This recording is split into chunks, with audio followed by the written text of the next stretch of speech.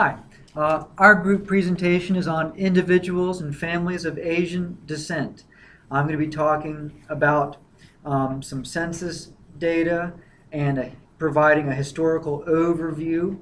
And then later on, we're going to have sections of key characteristics, and then finally some issues in an actual counseling session.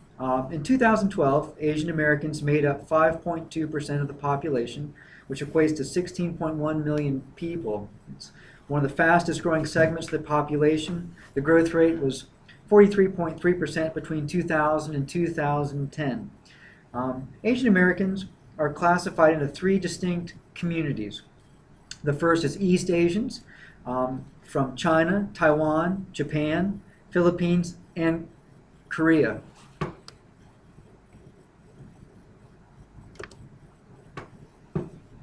The second is South Asians from India, Pakistan, Bangladesh, Sri Lanka, Nepal, Bhutan, and the Maldives. The third is Southeast Asia from Vietnam, Laos, Cambodia, Thailand, and Myanmar, and this also includes the Hmong population from multiple countries in that region. The U.S. Census Bureau has 6 categories: Asian Indian, Chinese, Filipino, Japanese, Korean, and Vietnamese. And so what we're learning is that Asian Americans come from many different countries, and they have different cultures. But there is a common experience that they have as immigrants to the United States. And so what this part of the presentation will do is look at some of those commonalities that sort of unite them into this sort of general experience. In the mid-1800s, Chinese and Indian laborers began working on Hawaiian sugar plantations and in Californian gold mines. There was a Cantonese term called Gold Mountain that was used to describe the potential for success in America. At the same time, there was a term used by people already living in this country to describe this wave of immigration, and that was called yellow peril. So that racist term can really be used as a backdrop to understand how immigrants were perceived at the time. The experience in America for Asian Americans was certainly one of discrimination. Chinese Americans were discouraged from living among whites. They were not allowed to own land, buy property, intermarry, or attend school. And this segregation is a primary reason for why Chinatowns developed. One of the common themes through immigration is this tension, and immigrants were usually perceived as being economic and social threats.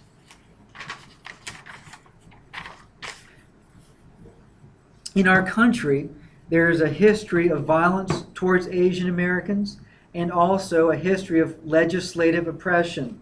I'm just going to talk about a few of these things, and if you want to see more in detail, it will be on the handout that's provided online.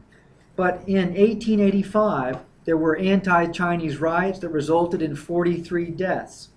Also, as late as the 1980s, there were murders of Asian Americans.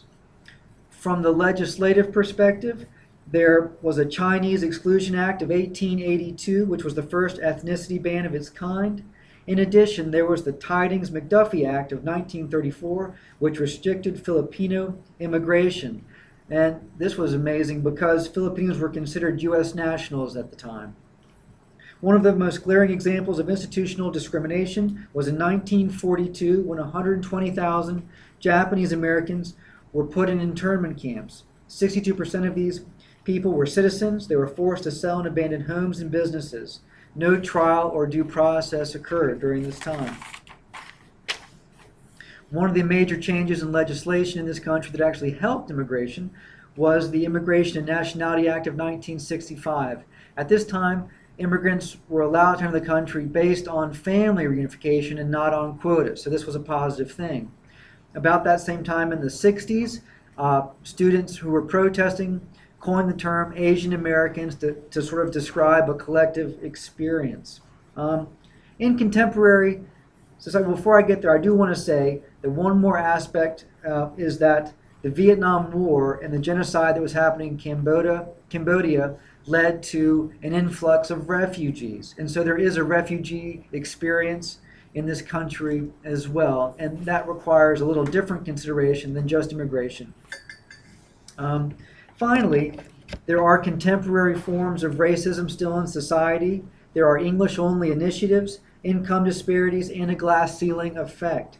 Racial slurs, vandalism, harassment, and homicides still continue.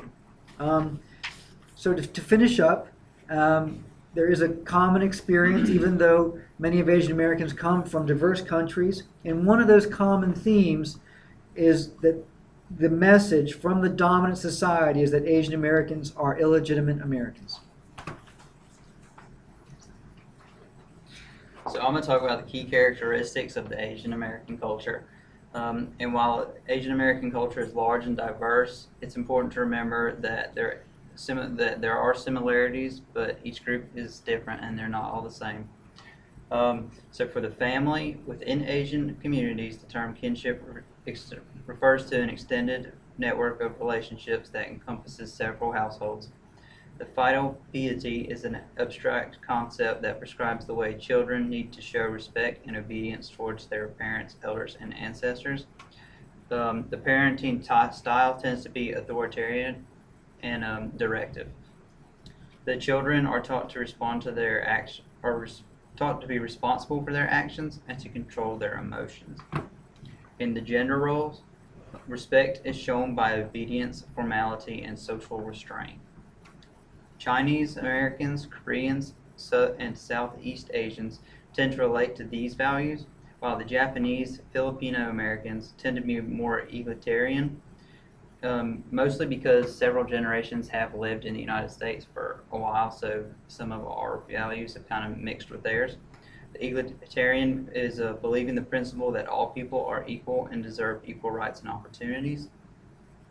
Then we move to the interpersonal relationships, where being non-directive, non-confrontational, silent are considered good values. Also, the Asian Americans tend not to be emotionally demonstrative in their relationship. Displaying strong emotions is a sign of immaturity. Into the intimacy and marriage section, the South Asian communities have larger roles in selecting possible mates for their children. The Asian American families tend to push for their children to date within the culture and community. Divorce and interracial marriages have traditionally not been common practices among Asian Americans. Then we move to the religious section. The geographical region has an effect on the religious background of Asians that Asian Americans tend to follow. The East Asian Americans, such as Chinese, tend to follow Confucianism, Buddhism, and Christianity, while Filipino Americans tend to be Catholic due to the Spanish influence in the Philippines. Japanese Americans primarily practice Buddhism, Christianity, and Shintoism, while South Asian Americans tend to practice Hinduism. As far as the death and dying, they believe that burials and cremations are ceremonies traditionally performed by the males in the family, and that the elders are often consulted in performing rites.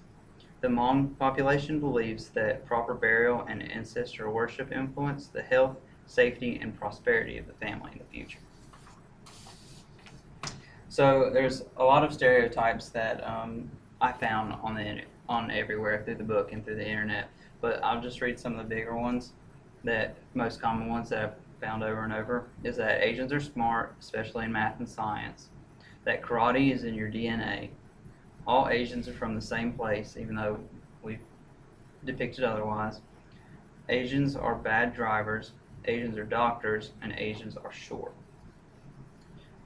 The last little bit that I'm going to talk about is the model minority myth.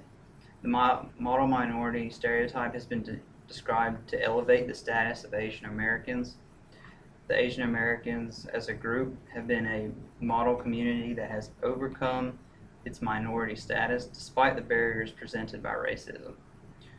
However, these are not a reality for how Asian Americans live, and the model minority myth is damaging because it implies positive qualities to restricted solely to a group membership, and it minimizes the individual efforts and achievements that the Asian Americans come. And then the last thing we're going to talk about is the Asian Americans in counseling. Sweet. Thanks, Max. This is the best part. I hope you're still watching. So now, what do we think of Asian Americans when we get one-on-one with them or in a family setting? So, as you've seen, that Asian Americans have been through a lot, and they have an entirely different outlook on what it means to be helped. And so, I want to put out there first and foremost that there's not a perfect way to counsel an Asian American. There's just not one specific. Depending on all the cultures and the way that they've been acculturated, it is extremely difficult to just say, "Oh, this is the way." I wouldn't say extremely difficult. You shouldn't just look for one way, because there isn't one. So I want to look at the reasons to resist, why Asian Americans want to just resist counseling. And some of these things have already been mentioned, and you'll familiarize with them as I read them. So there's this quote-unquote thing called saving face, and it's where that they feel like they value their family and the fact that the insides of their culture need to be enclosed and they don't need to be let out. This is an honor to their family, so they feel the need to not speak up about anything. Another thing to resist, or a reason to resist, is religious traditions. They have so many religions in this culture that they follow, and what's important to think about in counseling is, what do they think as the counselee is the best way for them to heal? Is it through a priest? Is it through some sort of rabbi? There's just so many options and ways that these counselees need help, and they might find some place better than one-on-one in a counseling place. Another thing reason to resist is an unfamiliarity with the counseling process. I think that's a huge one that we don't really think about, is that they have no idea what counseling is all about. They're so uneducated. I'm not saying that all of them are uneducated. They probably have a little idea of it, but they probably have this stereotype of what counseling is that they're just allowing all of themselves and their family ins and outs and secrets to be just let out, and that could dishonor their family. And so they have a bunch of questions that are rolling through their mind, and you need to be able to answer these questions and educate them on what it means to be a counselor and what it means to be a counselee. So some of these questions that are key questions to think about that are rolling through their mind is, how does talking help me? Why do I do all of the talking? What do you do as a counselor? And so these things might sound so simple and might think that they're dumb to answer, but in their mind, that's what they're thinking. They are really having some anxiety, or probably having some anxiety about something to do with the counseling session. And we need to be able to be educated enough and prepared enough to answer those. So we keep on moving down. There's a primary focus that we should have in the counseling session. That should be on verbal communication. They need to hear what it is to be a counselor and what it means to be a counselee, like I've said, and developing a trusting relationship. So I think there was a sweet way that the book was illustrating was, as a counselor, you can show them what it looks like to be vulnerable, and to show them what it looks like to be be real with the counselor. Disclosing tangible ideas used by yourself in similar situations. It kind of lowers the anxiety, lowers the tension in the counseling session. I know that's something that we don't necessarily want to be doing in the counseling session, because we want the counseling session to be about the counselee. But in this particular group of people, they just need someone to look at for guidance. And the reason why I say that's also connected with their interpersonal relationships and gender roles. When they look at their father figure in their family, they're looking at him as someone that's high in respect. And when they see a counselor, they have an extreme respect for an expert in the field, and so they need someone to show them the ropes. We're almost at the end. Conceptualization of the problem. How are we going to think about these problems?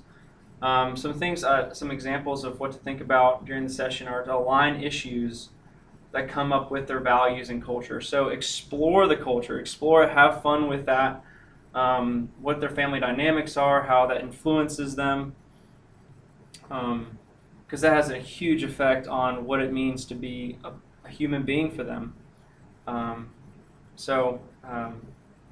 Also look at immigration history for individuals. That is important to explore and understand. How acculturated are they? Because some of them have been here their entire life and grew up in the South or the North. You don't know how. What's the word I'm for? They don't know how. I said acculturated. I guess that's the word I want to look for. You just want to see what their culture looks like. And some interventions to end this up is most Asian Americans prefer an authoritative, directive approach. Just like I said earlier, they see us as the expert and a professional, and they need us to be that way to them. Consider family therapy. I mean, as important as we've told, or as what we've told from Max and Matt, that their families matter a lot. And to bring the whole family in and to teach them and to educate them about what the counseling field looks like and how that can be explored is extremely key. And then lastly, look at the period of time Asian American has been in America. I think we keep going back to the fact of look back on what they've been through, how they've been affected by history, and what we can do to explore those and how they've been affected internally, and how we can bring that to light and help them to be free in their lives, because that's what they're there for. They want to change somehow, but they just don't know how, and so that's what we're there for. So as we wrap up, this has been the Asian American culture presentation and what we should do as counselors. We thank you guys so much for being here and watching us, and we'll see you in class. Thanks for watching the video.